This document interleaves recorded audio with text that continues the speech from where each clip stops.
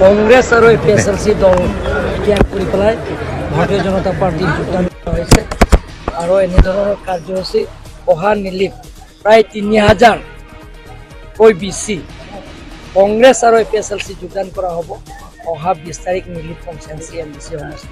আজি ইয়াত কংগ্ৰেছ আৰু APSLC আমাৰ দেওপানী আৰু চুৰুপথাৰ আৰু বোকাজান গোটেইখিনি লিডাৰ্ছ আৰু আছে ইয়াত প্ৰায় ইয়াত 2000কৈ অধিক যোগদান কৰা আছে, কিন্তু বাৰিষাৰ কাৰণে তেওঁলোকৰ আহিব পৰা নাই।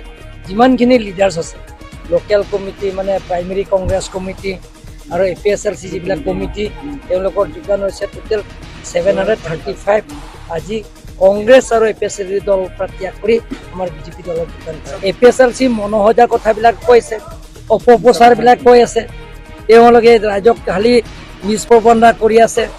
তেওঁলোকে গতিকে ৰাইজে গম পাইছে যে কাৰ্বি আংলঙৰ সকলো জাতি জনগোষ্ঠীত বসবাস কৰা সহজ সৰল মানুহবিলাক বেছি মিছা কথা ক'লে মানুহে বেয়া পায় ইয়াত। গতিকে আমি সদায় মিছা কথা নকওঁ, ইয়াৰ মানুহবিলাক চিধা চিধি